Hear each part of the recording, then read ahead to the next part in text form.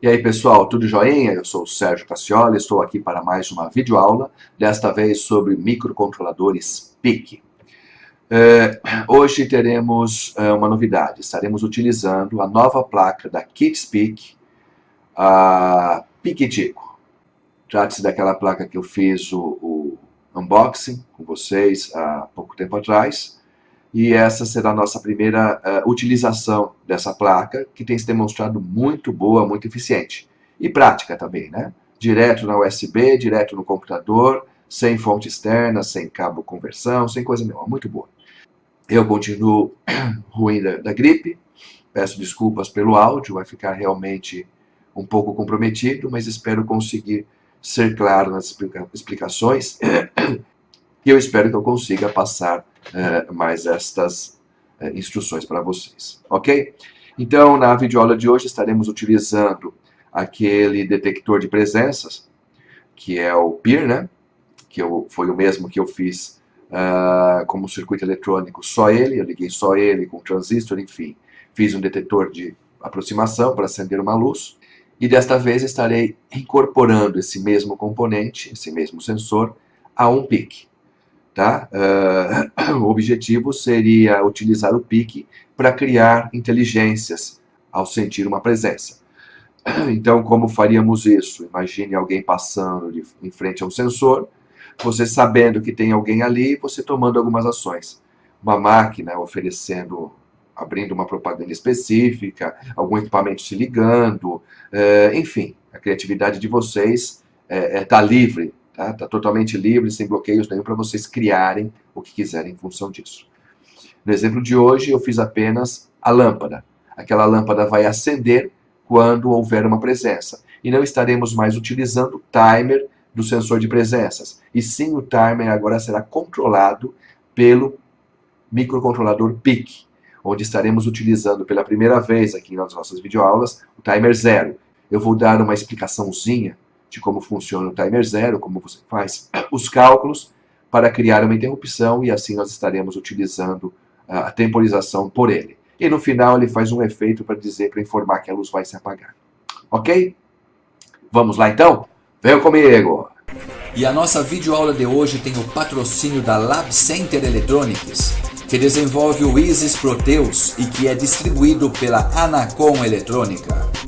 Com o Isis Proteus você desenvolve o seu projeto, cria seu esquemático, simula e testa o seu projeto ainda em tempo de esquemático. Projeta e desenvolve sua placa de circuito impresso e ainda conta com a visualização tridimensional para validar o posicionamento dos componentes. E ao final do projeto, extrai todos os arquivos necessários para a fabricação de sua placa de circuito impresso. Como você pode ver, o Isis Proteus é uma ferramenta completa para projetos, análises e simulações. Ela é prática, econômica e eficiente. Isis Proteus. Esse eu recomendo.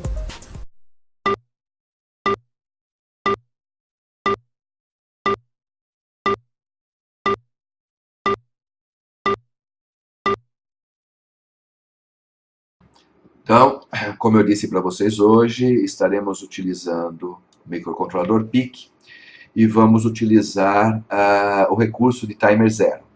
É claro que não precisaríamos fazer isso para acender uma lâmpada, não é mesmo? Nem precisaríamos de um microcontrolador para isso. Mas a função aqui é passar um pouco de conhecimento com alguns recursos que podemos utilizar. Então, eu fantasiei, eu criei uma necessidade, preciso de um temporizador para controlar a minha lâmpada. No final, esse temporizador, inclusive, vai dar 4 piscadas na lâmpada antes de cortar a energia da lâmpada. Vocês criem à vontade. Então vamos lá, vamos falar um pouquinho sobre tempo de máquina. Vamos pensar uma coisa, o microcontrolador está ali parado, ele tem um cristal, se você utilizar um clock interno, né?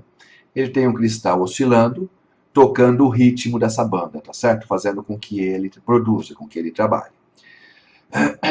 Mas o fato de um microcontrolador estar sendo impulsionado, tocado por um ritmo de, por exemplo, 20 MHz, você teria lá um cristal esperando a 20 megaclocks, não quer dizer que ele vai ter um tempo de máquina, que ele vai conseguir executar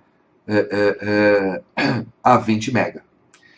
Primeiro porque algumas instruções, o PIC leva 4 clocks para executar.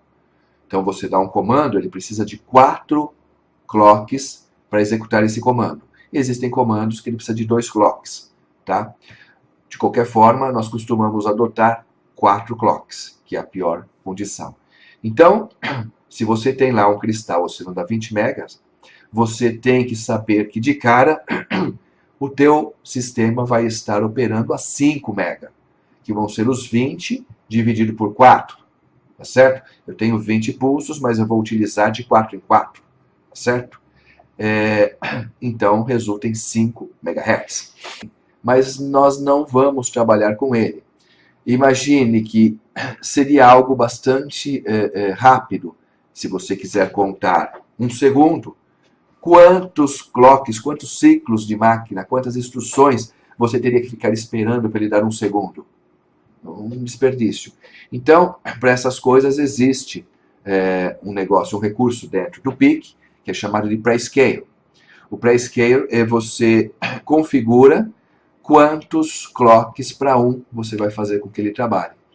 Então, veja, 4 é padrão dele. Então, de 20 MB já foi para 5. Você quer tornar isso ainda mais lento, porque o teu circuito, naquele momento, vai trabalhar com tempos maiores. E você quer que trabalhe com tempos maiores, você dá uma reduzida. Tá? Você puxa um pouquinho o freio de mão, engata uma marcha reduzida no teu pique e vai em frente. Como fazemos esses cálculos? Né? Como adequamos isso? Então, vamos pensar. Tempo de máquina ou o ciclo de máquina é o tempo que o microcontrolador leva para executar cada instrução dentro do seu código. Ok?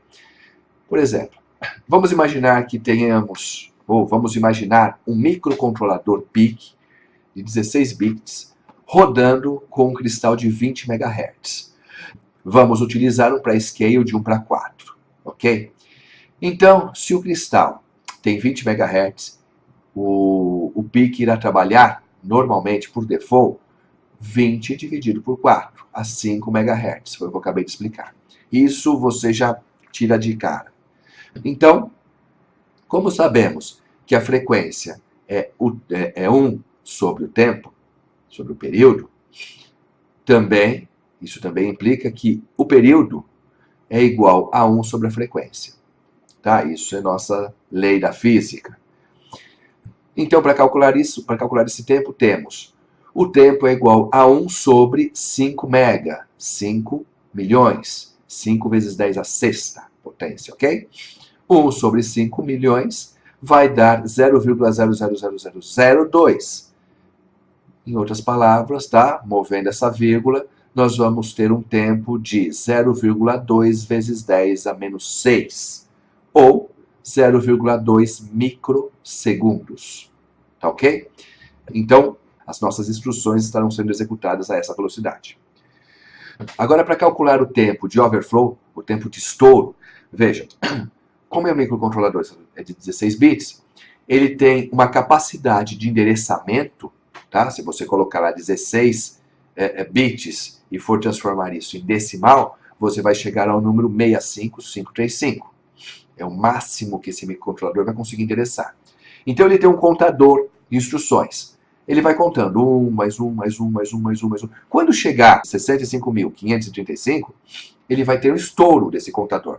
Não tem mais um dígito, tá? Eu não tenho mais uma casa, eu não posso subir além de 65.535.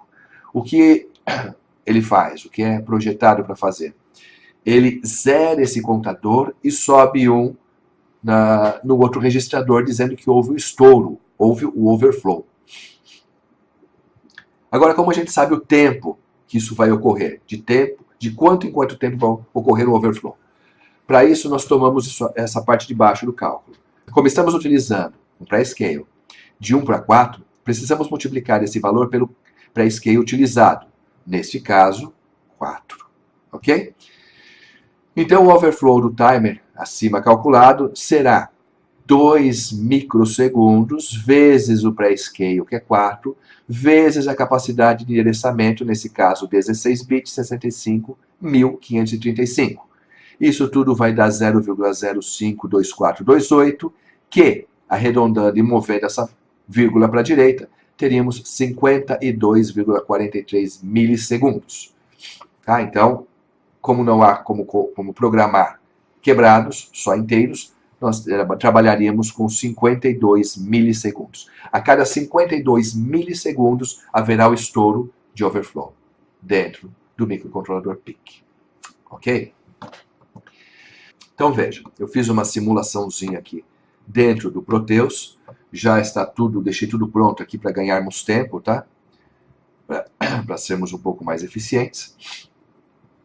Então aqui eu coloquei o nosso PIC, microcontrolador, que vem na PIC-Tico, da KitsPIC, que é o PIC, é o 18F2550. Esse microcontrolador, ele exige aqui dentro do Proteus que eu pegue o MCLR e alimente através de um resistor de pull-up, de 10K, e eu estarei utilizando o RB0 e RB1, por isso eu coloquei 2 labels, um em cada um, respectivamente. Aquele nosso simulador, que eu usei também no outro circuito, este é um recurso que o Proteus nos dá, aliás, esse software Proteus é sensacional. Ele tem aqui o Script Table. O Script Table permite que eu crie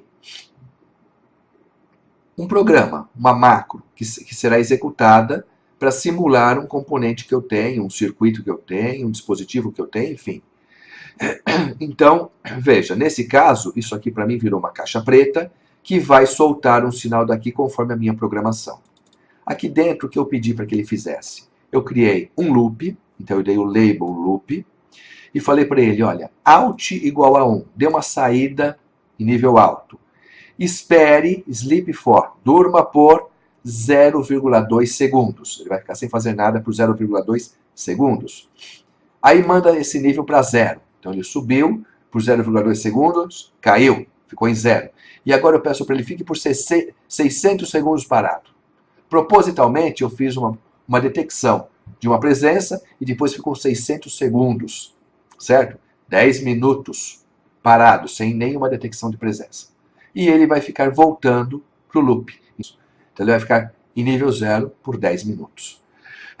Ok, esse circuito é exatamente igual ao que eu fiz, mas para quem não viu da aula passada, eu vou descrevê-lo um pouco, vou escrever um pouquinho. Então isso aqui eu já disse, este aqui eu já disse, vou jogar isso aqui um pouco mais para o lado de cá na tela, para ficar melhor a visualização. E vamos lá. Aqui eu tenho, por aqui entrará o pulso que será enviado pela porta do PIC. Então, ele percebendo um sinal, uma aproximação, ele vai receber um sinal do nosso detetor PIR, nosso detetor de presença, o detetor de movimento, e ele vai enviar para a saída número 1, tá, RB1, vai mandar o nível alto para cá. Quando ele mandar, essa tensão vai passar pelo resistor 1, que é um resistor de 4K7, vai polarizar o meu transistor, que é um BC548, e ele vai fechar um curto entre coletor e emissor. Ele vai conduzir de coletor para emissor. Fazendo isso, eu terei um fluxo de corrente, olha, vai entrar aqui 5 volts, vai passar pela bobina, para cá não passa, que o diodo não deixa, e vem para o terra. Criou um fluxo de corrente aqui, energizou essa bobina, magnetizou, formou um fluxo magnético aqui, um campo magnético aqui, vai atracar esse relé. Vai atrair esse contato para cá e vai fechar curto entre esses dois pontos. Fechando o curto aqui, nós teremos uma corrente elétrica neste ramo do nosso circuito. E esse ramo é composto por uma fonte, que é a nossa tomada, 110 volts, onde o neutro vem para o relé, ou fase vem para o relé, o neutro vem aqui para a nossa lâmpada, tá? E o outro polo da lâmpada vem ligado ao polo móvel do meu relé, ok? Então, quando atracar aqui, vai acender a lâmpada. Quando desatracar o relé, apaga a lâmpada. Outra função desse diodo, conhecida e muito importante, é evitar aqueles espúrios, não é? Aqueles picos de tensão que o relé acaba emitindo, tá? Devido à bobina aqui, quando ele desatraca. Então ele solta, corta energia, ele acaba gerando, tem uma inércia que acaba gerando um pico, um surto de tensão aqui, e a gente elimina isso com este diodo. Sem isso, ele poderia, inclusive, vir a queimar um transistor. Pelo transistor não iria passar. Esse transistor também está isolando o nosso microcontrolador do nosso circuito. Tá, ele está isolando todo o contato, assim como esse relé também isola o circuito de 110 com o circuito aqui de 5 volts. Tá ok? É um circuito bastante seguro. E aqui em cima eu tenho o osciloscópio, onde eu liguei o canal 1 ao meu sensor e o canal 2 à saída, ou seja, a entrada aqui desse transistor, da base desse transistor. Ok? O circuito é bastante simples, bastante funcional. No entanto, ele não funcionará se nós não tivermos um programa para trabalhar com ele, não é mesmo? Então vamos fazer o nosso programinha em C. Eu também já o deixei pronto. Está aqui. Então, vocês já devem ter notado nas últimas aulas que eu estou adotando o CCS-C Compile. Tá ok? Eu gostei bastante desse... eu vou até jogar aqui embaixo para vocês verem. O CCS-C Compile. Eu gostei bastante desse interpretador C. E, é claro, particularidades eu tenho nele, particularidades eu tenho nos outros, enfim, cada um tem uns detalhes, a gente tem que acabar adotando um e aprendendo os detalhes, as particularidades, para poder utilizar corretamente o produto. Bom, vamos aqui à análise do programa. Hoje é dia 21, é dia 20, né? Então vamos lá. O que eu fiz aqui? A primeira linha é composta pela informação do microcontrolador que eu estarei usando. Vou estar usando o 18F2550. Ok, depois tenho uses, onde eu programo aqui o clock que eu estou usando, que são os meus relays. Vou usar aqui um clock de 20 MHz. Os fuses, tá? Eu coloco sempre esses fuses por padrão. Depois eu declaro aqui, que isso já é mais particularidade desse software, desse compilador C, os Fast IOB. Ele me permite uma utilização mais amigável, tá, das interfaces. Então, eu deixei, inclusive, comentado aqui, se eu fosse usar os portes A, eu desabilitaria isso aqui, tá certo? Eu faria isso, habilitaria isso aqui e usaria os portes A. Aqui está desabilitado para usar porte B, e eu deixei também comentado o porte C. Então, se vocês quiserem pegar esse código e utilizar para outras funções, não esqueçam de habilitar, descomentar essas linhas se estiverem utilizando o porte A ou porte C. Aqui está apenas configurado para utilizar o porte B. Feito isso, vamos aqui para configurar as variáveis do tipo byte para utilização junto aos portes, tá? Com seus respectivos endereços físicos. Então aqui eu amarro uma variável do tipo byte ao endereço físico dos portes. Neste caso, eu tenho o porte A, que é em hexadecimal 0xF80. A porte B, que é a que eu estou usando, ele é 0xF81, então, ou seja, F81 em hexadecimal. E para o porte C, ele seria F82 em hexadecimal também. Onde eu tenho essas informações você pega no datasheet do microcontrolador em questão. Como eu estou usando 18F2550, é lá no datasheet deste microcontrolador que você pega os endereços de cada porte. Como eu sempre digo, o datasheet é o pai de todas as informações corretas, precisas e necessárias, não é? Bom, seguindo, aqui eu faço uma declaração, eu declaro as variáveis de visibilidade global. Ou seja, eu crio aqui um label, crio uma variável chamada SensorPeer, onde eu associo a porta 0 do meu porte B. Então, o pino 0 do meu porte B, eu vou conectar o meu SensorPeer. Crio uma outra variável, outro label, né, chamado lâmpada. E eu associo esta variável ao porte B, pino 1. Tá? Então, no pino 1 do porte B, eu vou ligar a minha lâmpada. Uma variável do tipo não sinalizada inteira, unsigned int, com o nome contagem, atribuo o valor 0. Aqui eu vou fazer o contador do nosso tempo. Aqui eu informo qual o tempo que eu desejo que a lâmpada fique acesa. Tá? Quem vai gerenciar o tempo da lâmpada acesa é o microcontrolador PIC. Então, esse tempo eu defini que serão em segundos. Então, nós temos aqui, ela vai ficar acesa 20 segundos. Ok? Então, pessoal, essa videoaula ficou um pouquinho maior do que o esperado, né? Ficou aí por volta de mais de 40 minutos e acho que isso não é legal para uma para um vídeo no YouTube. Então eu estou dividindo ao meio, estou encerrando por aqui essa primeira videoaula e em seguida estarei postando a segunda parte dessa nossa videoaula do microcontrolador PIC com o sensor PIR, ok? Então obrigado pela companhia, até mais, tchau, tchau!